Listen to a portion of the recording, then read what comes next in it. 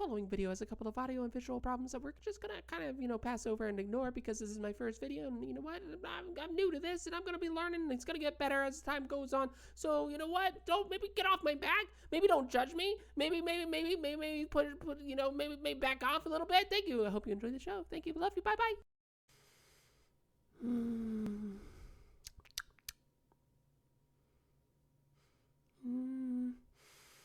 Still need something, but I'm not really sure. I'll click over here. 3, 2, 1. Whoa! Sorry, my embers of justice. I was just very busy. All right. Anyway, 1 minute rundown. Oh, what? Wait, I'm 3 episodes behind? Probably by the time of this recording, 4 episodes behind? Okay, we got a lot of ground to cover. So could this be our first YouTube full-length video? Yes, it can. It can be that, actually. For those of you tuning in, hello, everybody! My name is EmberlynnStar, your favorite Red Ranger that you just don't know yet. That's right, I'm as irrelevant as the concept of justice in 2025, okay? I'll stop saying it when it stops being true. All right, I have another confession to make. All right, gang, I used to hate Ultraman. I know, but just hear me out. We have to break this down a bit, and to do so, let's talk about the definition of what tokusatsu is, okay? Tokusatsu is basically a show that heavily utilizes practical effects, rubber suits, and depending on your flavor, mass stuntmen, okay? So there are a few types of toku. I find that toku can fall into 3 types: kaiju, body horror, and henshin heroes. Expect a video that goes into the depths on this in the future, but today, let's focus on henshin heroes. If you've watched Power Rangers, Beetleborgs, Masked Rider, or even VR Troopers, you're probably already acquainted with this type of toku, okay? That's right, Power Rangers is toku. I'm saying it 10 toes down, all right? Power Rangers, Masked Rider, Beetleborgs, and VR Troopers are actually all adaptations of their Japanese counterparts: Super Sentai, Kamen Rider, B-Fighter Jojo, and Metal Heroes respectively. Saban just used the footage from these sources, slapped some American footage, and gave it a more Western story. Bada bing, bada boom, you got yourself a smash success. One notably absent IP from the Saban list is Superhuman Samurai Cyber Squad, taken from a series called Gridman, which leaves me to a subcategory of the henshin hero tokusatsu type, the giant hero. Now, here's the thing. I actually really like the design of Gridman, but there was just one thing I could not get past: the embiggification of heroes. That's right, I hate it when a hero got giant. For some reason, to me, it made the hero less accessible, less fun to watch. It confined the hero to big locations with miniature backgrounds. I wanted to see the hero close up in regular environments fighting regular sized threats. Maybe I was just spoiled with Power Rangers that did both. There were normal sized monster fights, and then a brand new power set that involved giant robots called Mechazoids. With Gridman, though, it was just get big, then combine with vehicles or whatever, and I still enjoyed the knightly look of Gridman. In fact, I actually used to confuse Gridman as like a spin-off season to Ultraman, but it turns out it's not even from the same studio. But speaking of Ultraman, to me, it had several things working against it. For one, it didn't even seem to have cool suits going on like Gridman did. Like, I know I'm gonna sound like an absolute Philistine here, but I thought that the Ultraman melted helmet look was just weird looking. It was like, it just looked all rough. I mean, even later incarnations didn't really do it for me. You know, the designs just never hit. But that alone alone shouldn't have stopped me because, you see, I used to have the same problem with Kamen Rider and the giant bug eyes. I remember actually once having an argument on Ranger Board, shout out to Ranger Board, about how they all look like bug eyes, and for some reason it just bothered me. No, it's fine. It's fine. It doesn't bother me. It doesn't bother me. It bothers me. It bothers me a lot. When I was told they weren't all bugs, I crashed out and pointed out the big red eyes in disbelief. It was like I was being gaslit. I felt like I was being gaslit, but actually it turns out that there are different motifs other than bugs. For example, Kamen Rider Phase has both a shark motif as well as the Greek symbol phi. Wait, Kamen Rider Phi? Oh, it's all coming together, gang. Okay. Anyway, I'm just really super hyper particular about what I enjoy in Toku and Toku designs, and sometimes it's just really hard for me to enjoy a show if I don't 100% like the suit. I mean, I'm currently working on accepting, the whole cross shoulder belt for the Kamen Rider Zets in time for the premiere, but he looks naked! So you're the guy in style. Why? Why the shoulders? Why the shoulder sash? I don't understand. Why the shoulder sash? I just don't understand. He looks naked.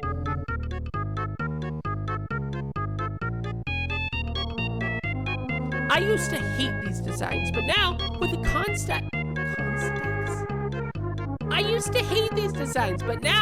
context of the story, I actually really love them. So why has it taken me this long to give Ultraman the same fair shake?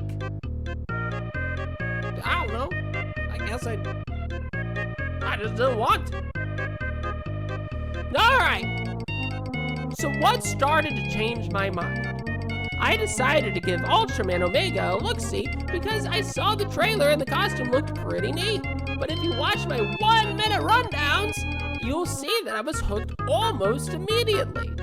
The opening scene was the first episode and begins with a crazy battle in space. It wasn't your typical bad visual effects either. Sure, there was some CGI, but Ultraman was actually fighting against monsters with practical effects. Also, since everything is giant on this planet, I didn't have the scale issue that I typically... Scale issue! Also, since everything is giant on this planet, the scale issue I typically have wasn't so bad, and it allowed me to dip my toes into this sub-genre of tokusatsu. Sure, there was weight to the special effects and sounds attributing to the illusion of giant battles, but it was also nice to see Ultraman look normal sized. I mean, it's hard for me to explain, but it was neat. The next thing I noted was a very VR Trooper-like necklace for the main character, Sorato. Now, it isn't a Trooper transform situation, but it still reminded me of the old school show. Speaking of morphs and henshins, I really dig the effects and the music that go into these sequences, but enough about the bells and whistles. What inspired me to do this as a first video were the last 3 episodes of Ultraman Omega. Yeah, I mean, it was that and definitely not being 3 episodes late to the 1-minute rundowns. That had nothing to do with what made my decision on my first video ever, okay? Since I've already done the rundowns of episode 1 and 2, please see my shorts for the general gist of those episodes. Episode 3. Episode 3 is anti-penguin propaganda, so I refuse to review.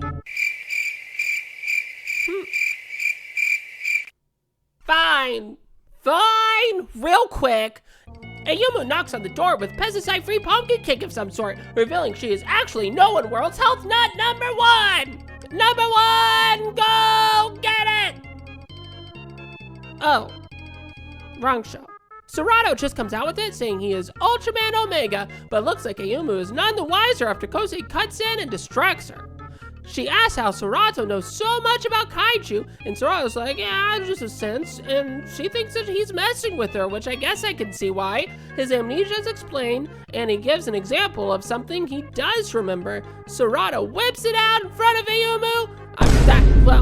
His henshin device, that is. But Kosei steps in front of him, and even though Ayumu fully acknowledges this magical techno trinket, when Kosei waves it off, she somehow just buys into the ruse and moves on.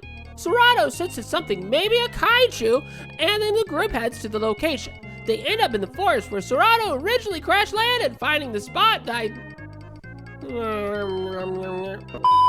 They end up in the forest where Serato originally crash landed, finding the spot by literally following his nose. It's here they find a large rock and Serato lifts it like it's nothing, showing his superhuman strength. But the gaslighting continues! Come on! Kosei desperately trying to keep Serato from outing himself to Ayumu. Kosei starts digging, rambling about his failed dreams of being in the Olympics, and I swear I thought we were about to get a dramatic injury reveal or tragic past, but no, he just wasn't good. Get good, bud, that's rough though.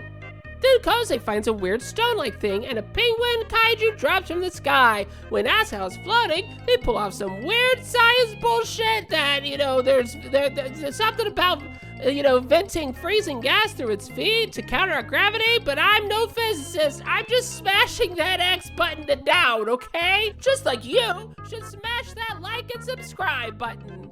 Ultraman fights it, then his life gets flipped, turned upside down by a cloud as the penguin smacks him straight in the back. And, we're just gonna kind of cruise over this, anti-penguin hatred, okay? We're not gonna talk about the penguin getting his butt kicked, alright? Because it doesn't get his butt kicked, actually. Kosei's weird stone thing comes to life as Ultraman Omega is getting his cheeks clapped, and surprise! It wasn't a rock, it was an egg! It hatches and spiritually bonds with Kosei like it's its new Digimon partner. The little guy grows up fast, joins the fight, and they double-team that frosty freak. Oh, I didn't call the penguin a frosty freak. Don't tell the papers I called the penguin a frosty freak. I love penguins. Omega wraps it up with his reticulate beam, his big shiny finisher, and the penguin is toast. After demorphing, Kosei asks Serato what he meant earlier when he said this might be it. Before transforming, Serato says, maybe, just maybe, fighting kaiju is a good way to restore his memories. Alright? He also points out that the now tiny like dragon that hatched from an egg has taken a liking to Kosei, who picks it up and casually pockets his figure-sized monster buddy, just like it's totally normal. Ayumu shows up again and thanks Serato for saving her earlier, and he's just like, just say thanks, we're all friends now. I mean, that's what she was doing, right? That's what she was doing. Anyway, she's like, gotta know he's Ultraman, right? I mean, she's gotta know. Like, there were so many things that pointed out he was Ultraman.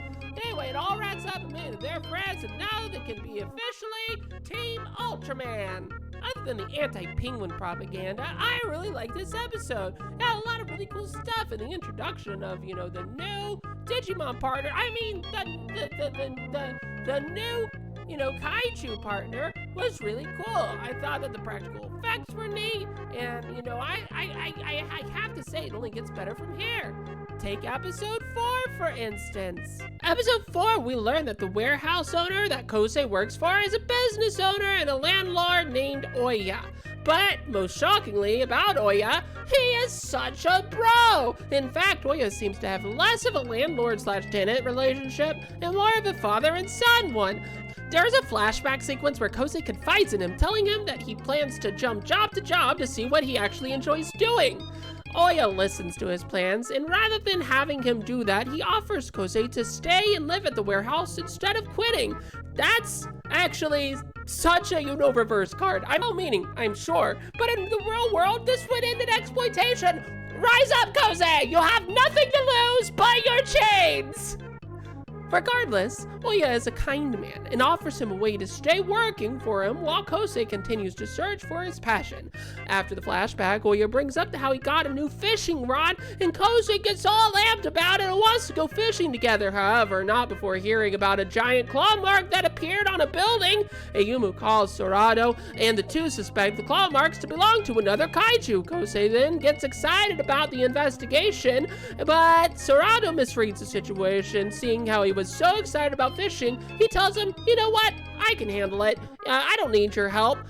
So in order for Kosei to be able to go fishing with his bod, cut that. I'm gonna start over. Sorry, DZ, I don't mean to tell you what to do. However, before hearing word of the giant claw marks appearing on buildings, Ayumu calls Sorado, and the two suspect claw marks to belong to another kaiju. Kosei then gets excited about the prospect of investigating yet another kaiju, but Sorado misreads the situation and tells him, you know what, he can handle it alone for Kosei to be able to go on that fishing trip. So, Sorado means well, but Kosei misinterprets the gesture as Sorado not needing him and being a burden and holding him back. How dare! Oya sees Kosei absolutely crash out and suggests a change of plan. Meanwhile, Ayumu and Sorado go to investigate the claw marks of the building, but it must have been invisible. The two drive off, and Oya sets up a shoji board telling him that when he doesn't want to think, he fishes, but when his head's all jumbled up, he plays shogi. He then goes on about how even a pawn has a use. Is Oya low-key telling Kosei he is just a pawn and everything and it's okay that he sucks as long as he's useful to something? Or somebody? Well, maybe Oya isn't such a bro after all. I don't think this is a life lesson, landlord.